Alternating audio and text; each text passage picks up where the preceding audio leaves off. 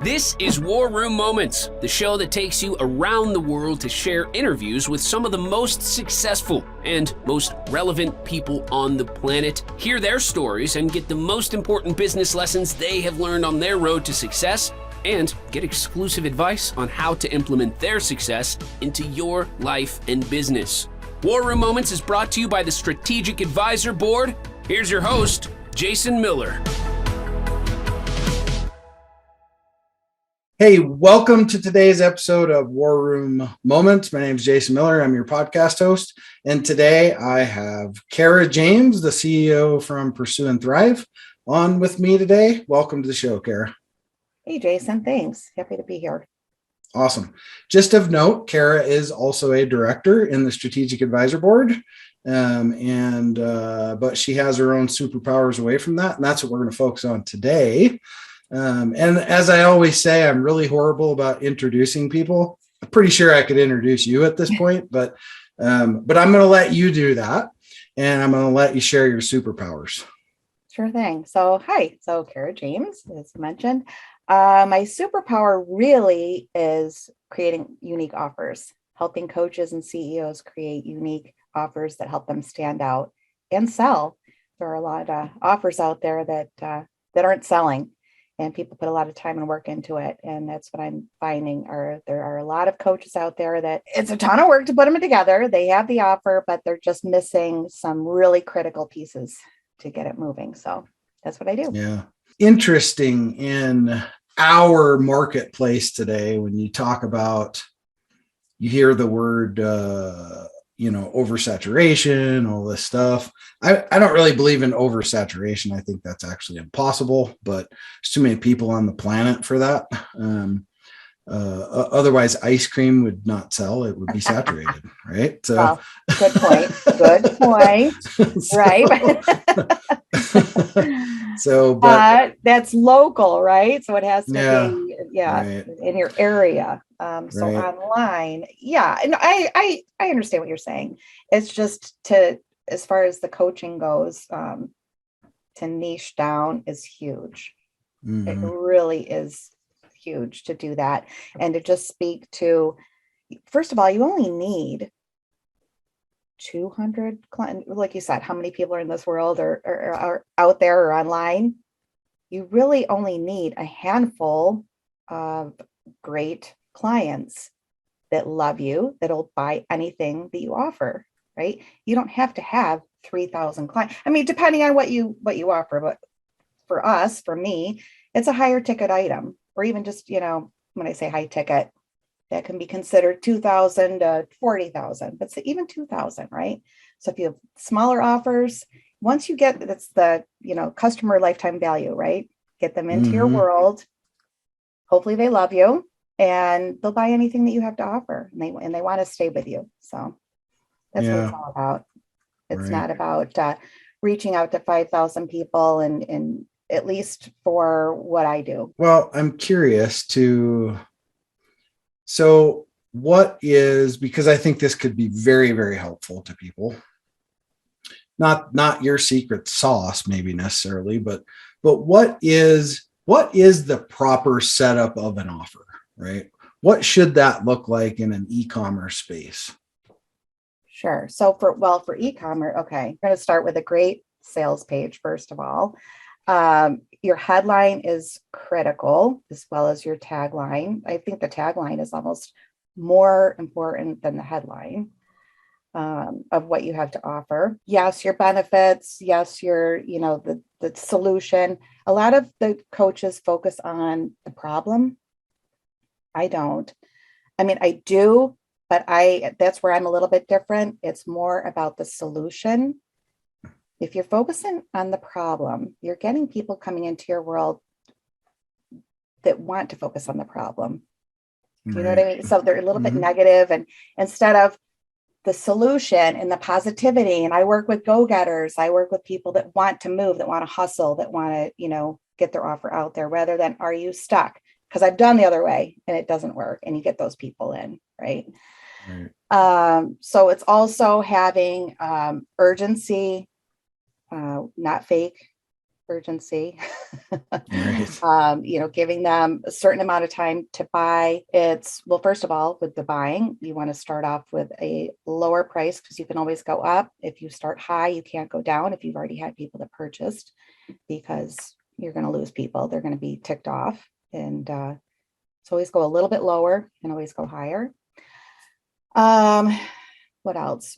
I think really the main thing is the rapport that you have, right? Reaching out and having the rapport with your clients and having the relationship of how you're going to help them, painting a picture of how you're going to help them, working with them, even if they haven't signed on as a client yet. That's what I do, is work with them a little bit. If they like me, if we feel like we're a match, it works. I'm not for everybody, right?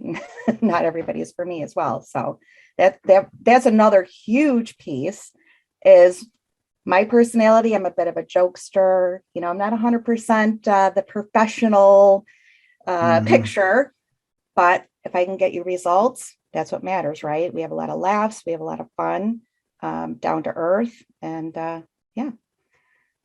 That's The results are all that matter, right? At the end of the day. That's right. That's right. I do, I often hear people say that, well, my customers don't value me, right?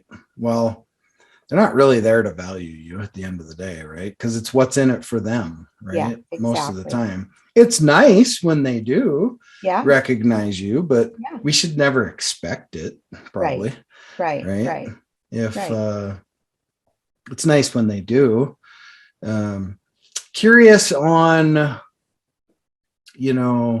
looking at the marketplace where we are today, right? Because I've heard a lot of different philosophies now on value ladders and all these different things, right?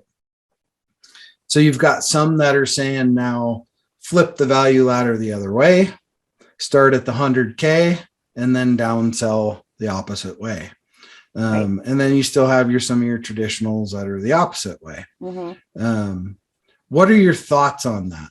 I agree with that. I agree with going high and then down to the low. I've done the low to the high and it's not as effective. So what's the worst case scenario on the high? Well, then that's okay. How about this? Right. And in fact, I just did it. So yeah, that's how that works. It's not for everybody. Your $2,000 offer or what have you, right? Well, that's okay. I have a 997 that'll work. And oh, great. Perfect. And also having payment plans. Yeah. So definitely want to have payment plans. And I think sometimes it depends on who you're targeting, right? I mean, well, for sure.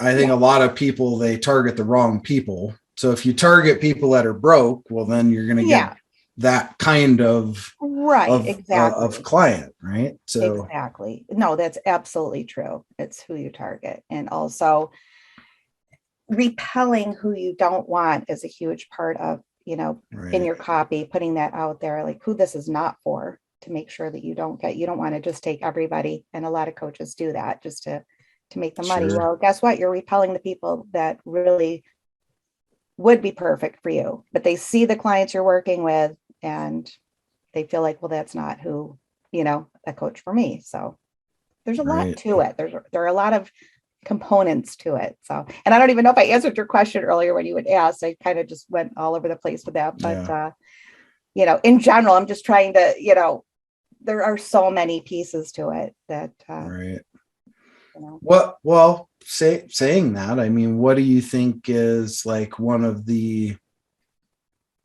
usually in any process, there's one linchpin, right? That is the most important. Right. There's a lot of things that are important, but what's the piece that is the pushover driver, right? Sure. In that.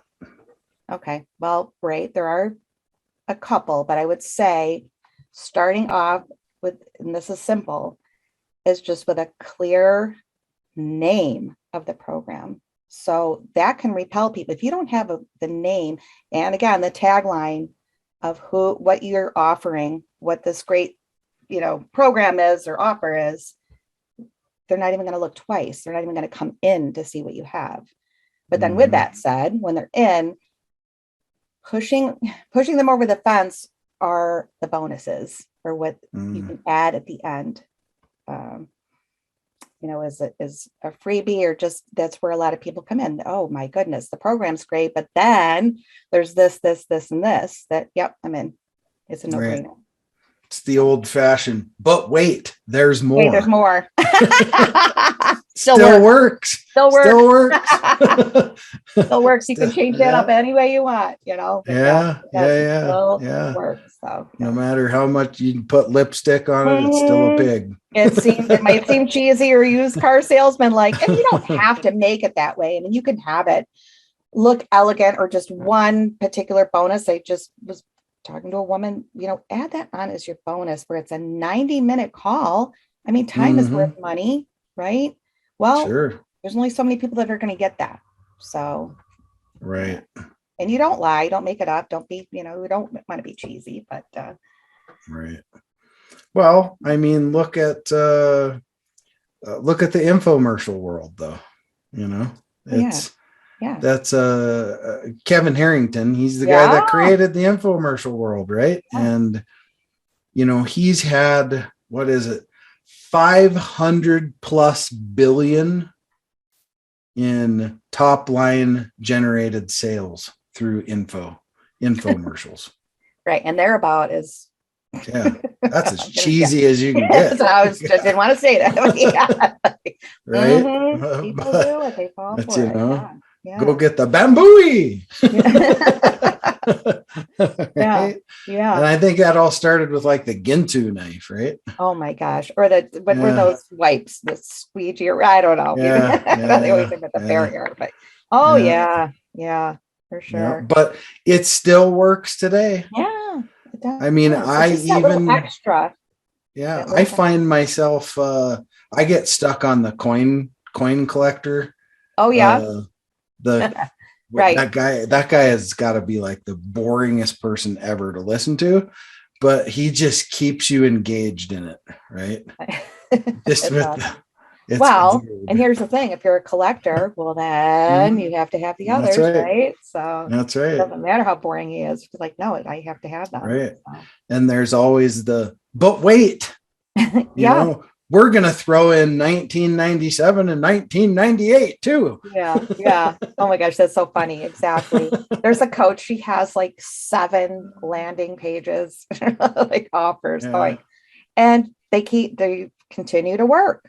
So I don't know. If it ain't broke, don't fix it, right? Exactly. So for sure. You can make it as professional or elegant as you'd like, or you could have it screaming and flashing and bright colors and I tend to go, I think I'm a little bit more professional. There you go. Watercolors and try to help people like stay within I don't know, some sort of professional realm, but right. So how do you think the market's shifting when it comes to your area of expertise, and how you see copy in that world and how it's converting and all those things? Because, obviously it's a very noisy freaking world right now, right? Sure. It's a very angry world too, by the way. Yeah, it's annoying. It's really annoying. Yeah. It used to be that long copy, sold, and I don't think it's not, that still works, but shorter copy works too. And who doesn't want to do that? Right. Yeah. You don't want to have the 45-page sales page. And that's what some of them were. It's like 3 times, put the call to action 3 times. They want to keep reading and reading and reading. So I think it depends on what you're selling and the price of it too. Right. So if you have a lower ticket, it's just easy to have one call to action and shorter copy. But as far as the market, and we all know Facebook ads and how that's completely an absolute fortune, and can't afford to do that anymore. Even a boost is not worth it. But what I have found, and a lot of people are finding, and what's working, are true relationships and reaching out and having conversations and chatting in the DM, not having it automated, but actually Mhm. speaking with people, and it does take time, but I've had a ton of coffee chats. They're 15 minutes. Mm. And, that's, again, I think like referring people in to different avenues of the business. But then you remember these people, these people, you feel like I feel like I can reach out to them again, or like, hey, Debbie, blah, blah, blah, or, Yeah, right. yeah. And their superpowers. So you're referring to them. I love referring people that I meet in my groups to other people. I really do. I love it. It's like, oh, she's gonna be Right. so excited when I send her that way, that type of thing. And same, of course we want that. So it's taking the time to have to build the relationships, and they only have to be 15-minute slots, and it's acceptable. Just getting to know, and how can I help you, kind of thing. And Right. I think it also goes into like really being present in the moment. yeah, oh sure, Right. yeah, and it's Because you can get a lot accomplished in 15 to 30 minutes if you stay engaged and present in the moment. That's the key, right? right. You're not talking and fiddling with your phone or, Yeah. Well, and that trying is to the do good other thing about, stuff. the good thing about Zoom, you're on camera, so you're not going to be doing that when you're talking to somebody. Right. You are literally going to be chatting with them and getting to know them, and how can I help you, and Right. who's your ideal client, who can I refer to you, and this is what I do, and Mm-hmm. help me out. Yeah. So I know my conversations have changed like a complete 180 over the last year and a half, 2 years compared to what they used to be. Yeah. It's a different world when it comes Yeah. to how many times we have to have a conversation with somebody Right. to really gain that know, like, and trust. Yeah. And it surprises me actually that somebody would even go to a website and buy off of copy anymore. You're right. I mean, I know people do it, but Yeah. Well, it surprises me that, yeah. Mm-hmm. yeah, it surprises me people even do it anymore. Mm-hmm. Just looking at the market and how it is today. I mean, I probably have between 20 and 25 conversations a week with people. Yeah. Right. Yeah. And at least that, right? It's tiring, right? But it's Mm-hmm. great. It's sure. It's exhausting, but it's great. And just there's 25 more people, because you're gonna find that golden egg that, and not that you're looking out for yourself. It is getting to know people, but that they're going to come through where there's going to be a huge relationship or payout for that, or relationship to refer to each other. So. Yeah. Well, and the world's craving that more and more right now, I think, Mm-hmm. because with everything that's happened in the last couple of years, Mm-hmm. We went to my son had an art show at his daycare, right? Or pre-K, whatever it is.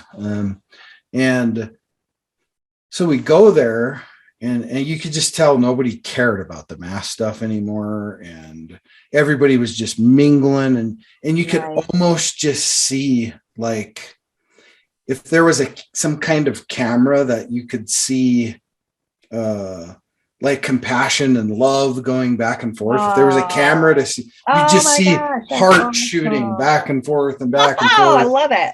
LOLs and all this stuff, right? I mean, you just be able to see it, right? Yeah. Because people have just gotten to the point where they're craving interaction with other people. Right. And I think we can just do such a better job through some of that interaction. Now, that doesn't mean you still can't gain, the lead base and all that through advertising and all that stuff. Right. But then you got to do something with it. Yeah. Right. Yeah. And if you're not good at it, we'll get a sales team that is good at it. Right. Let them build that relationship. And then, because then you're kind of putting yourself up on not really a pedestal, but you're putting yourself in the process where you're higher valued. Right. Mm-hmm, mm-hmm. Sure. And that's important to do that too. Yeah, absolutely. I think for sure. No, depending on your model, I guess. But I've always thought that I've usually always kept myself in the process somewhere, right? Just because I'm kind of a control freak, but That's a story for another day. it's a whole other podcast. Oh God. But I like to be in the process. It's not control freak is the wrong word. No, for sure.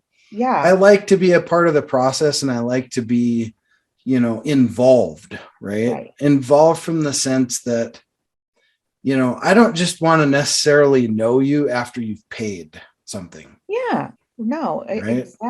Exactly. And, with that said, we should all be treating these people that we're meeting with as if they're paid clients. Yeah, there's no difference. There's no transition. That's what I try to do. Right. Is, you're not trying to get the sale. You're already treating them like they are yours. Right. Us, the best of the best, or what you got. Mm-hmm. So kind of a karma thing. I'm huge on karma. Yeah, sure. The way you treat people. So you treat it. So, yeah. And I know a lot of sales teams now, they're really hyper focused on, it's almost like coaching, right? Mm-hmm. So it's a sales team that's bringing people through almost like a coaching and mentorship process over maybe even 3 to 4 calls. And then they're building that relationship. And along the way, they're sending video of you in the background talking. So it's like the relationship is getting built. And when they become a paid customer, they have that first conversation with you. You don't know them, but they already feel like they know you. Sure. Yeah. Right. Love that. Yeah. So, right. So it's that's one of those sales processes that have been really popular in the last couple of years. That's awesome. Is doing it that way. Well, and with that too, so you don't know them yet. So you're the one that's really interested and intrigued and asking all of the questions. Mm-hmm. I love that, right? So you really are trying to get to know them and everything about them. And there's no back and forth. It's all you. Yeah. Yeah. It's a really great process. And because it's no different. I had somebody on the podcast here. This was last week. And he said, I've been trying to get a hold of you for 2 years. I was like, well, shit, you must not have been trying very hard. Wow, do you DM? Yeah. Because I damn sure ain't that hard to get a hold of. Oh, yeah. That's pretty, Jesus, my emails are everywhere, right? So it's like, well, that's awesome. So he must have felt like when he got in the hot seat here, he was thrilled, huh? Well, and you never know what that means, right? He might have reached out a year ago. It went into my spam email. Right. And you just never even saw it, right? But whatever the case may be. But still, it was just interesting to hear somebody that, I've been following you for years and I've been trying to reach out to you and this, that, and the other. And that's when though you're starting to have some kind of an impact though. Yeah, right? For sure. Because there are a lot of lurkers out there, and you find that out too, that are just kind of watching and listening. And so that's one thing too, that you feel like a loser if you're posting and you're not getting any feedback, or, like, gosh, these groups are huge, but there's so many lurkers that just aren't saying anything. So you just keep going. You got to keep doing it. Right. So. Right. Well, it's just about creating an audience, right? Creating I'll break out the bolder word, a community. That's right. That's a good word. But it's true though. No, that's for sure. And I'm really, even more so within the past, I don't know, 5 months, 6 months, whatever, just really focusing on that and taking the time to do that. And it is, it can take up some of your day, but it's worth it. It's worth it in the long run, because meeting all sorts of people along the way. And for sure. Yeah. Love it. Good stuff. Yeah. Well, hey, part of this podcast, the purpose of it too, is to help a young CEOs, right? Because I always say that the generation above our generation, they did a pretty poor job of that with us. Not because they wanted to do a poor job. They just wouldn't do it unless you wrote a check. Right. Yeah. And that's part of the thing I want to change with this podcast is Sure. we are literally building a war chest of business struggles. So if you could go back to your younger self when you started years ago and say, look, you're going to have this struggle and this is how you're going to correct it. What struggle would you want to share and how you corrected it? Yeah. So, well, we know there are more than one, but I think the main one, well, yeah, I mean, I would say just finding somebody like a mentor but you don't know this, right? Somebody that you could have by your side to just, we're alone in this every day, right? For the most part, just having somebody to bounce ideas off of and you don't have that partner yet or that employee or what have you. That's one, but really the main thing is you don't have to do all the things. You don't have to have every single thing. I know I was all over the place, just trying to that CRM. I went from, oh my gosh, I can't even Learn Dash and ClickFunnels and so many different, and then it takes time to get these started, right? So CRM, I'm on my second CRM, second calendar. What else? Just I don't know. I felt like I was constantly like a cricket all over the place. And same thing, oh, now, yeah, I'm going to do a podcast. No, now I'm going to create an evergreen funnel. Oh, no, I have to create this sales funnel. And I was never finishing anything. Right. So it comes down to focus, turn out, shut off all the noise. And when you're by yourself, it's okay to start on one platform and get that going and then move on. It's really very difficult. And I know, yes, in today's day, we need to be on all of them, right? But I would say start with one, get your foot in that, build your group in whichever one fits for your business, and then move on. And then when you hire your VAs, EA, whatever, you have the help, do that. Don't try to cricket all around and start. You're going to have so many unfinished things. So yeah. If that helps, I don't know. It's just basically focus and do. Yeah. Yeah. And one of my big things is create the problem first, right? Yeah.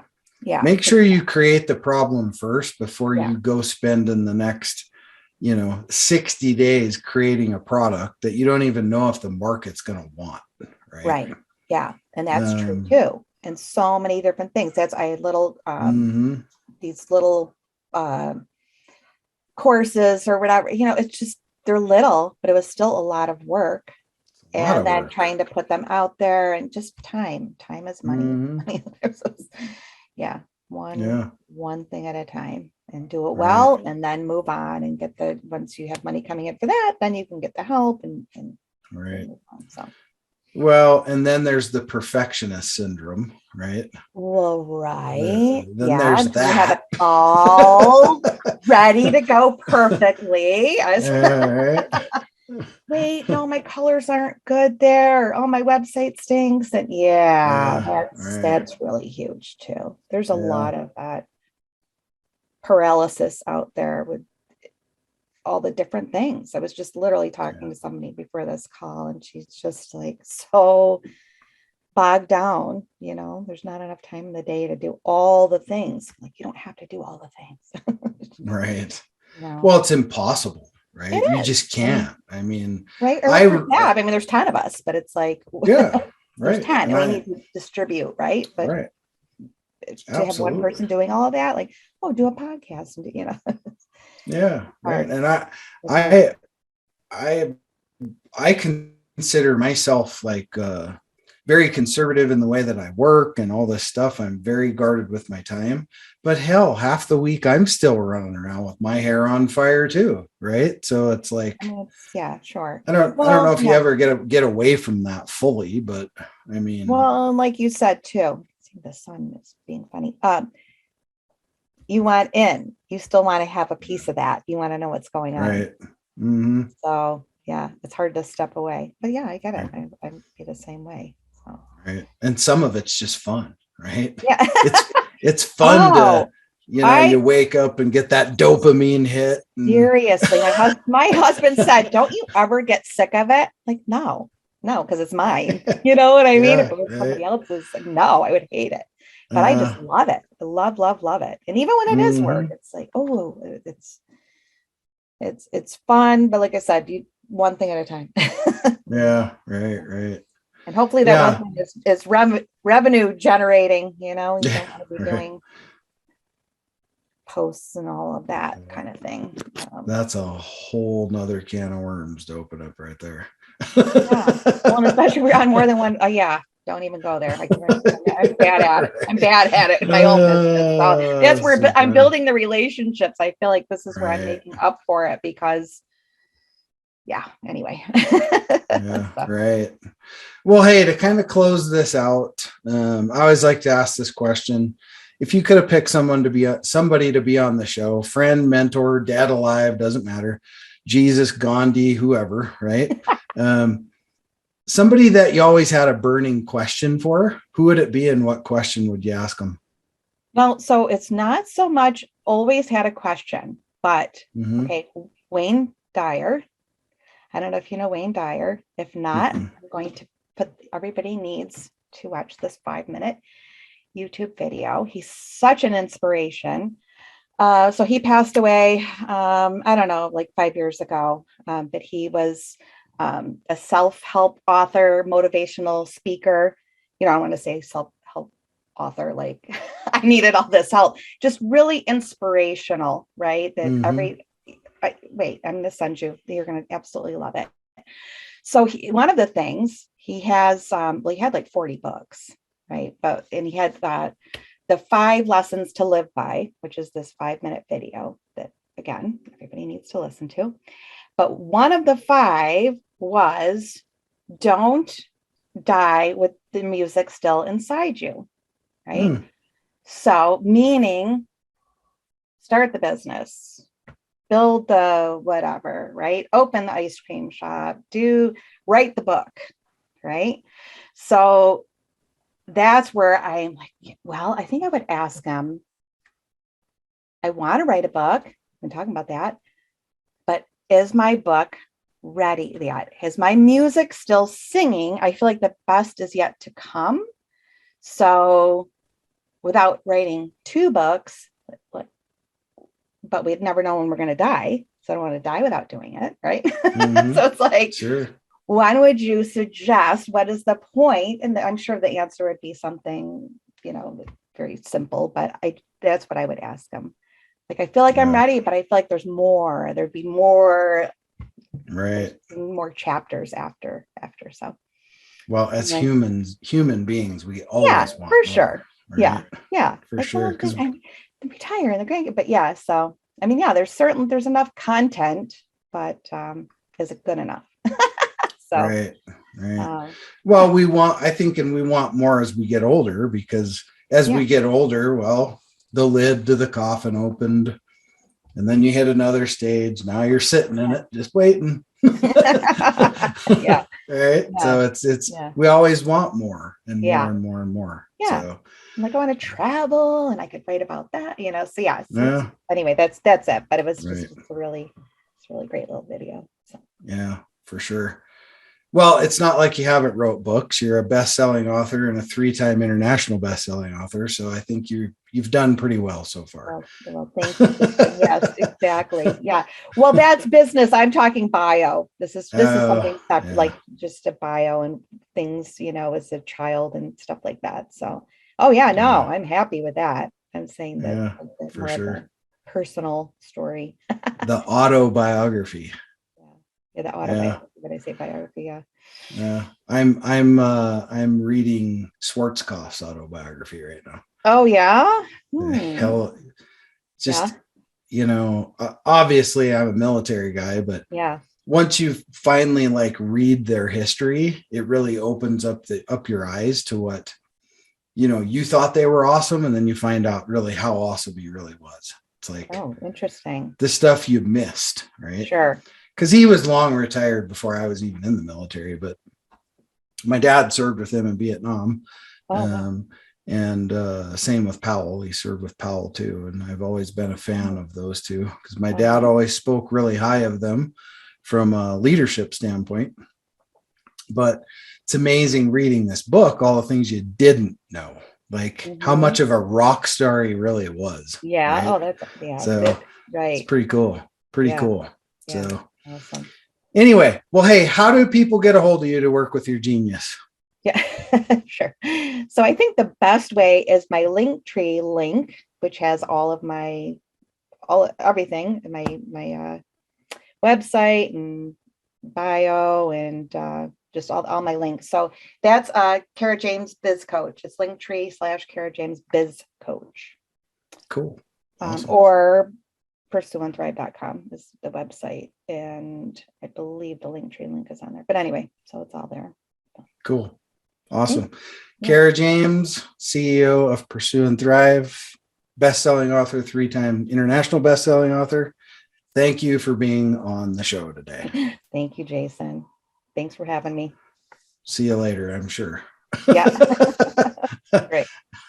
All right. Well, hey, thank you for attending today's War Room Moment. And remember, dream it, believe it, and then go achieve it. This is Jason Miller, your podcast host, signing off. Thanks for listening to War Room Moments with your host, Jason Miller. Please leave your feedback and visit strategicadvisorboard.com to get the latest and greatest business advisement on the planet. Follow us on social media for updates, and we'll see you on the next episode.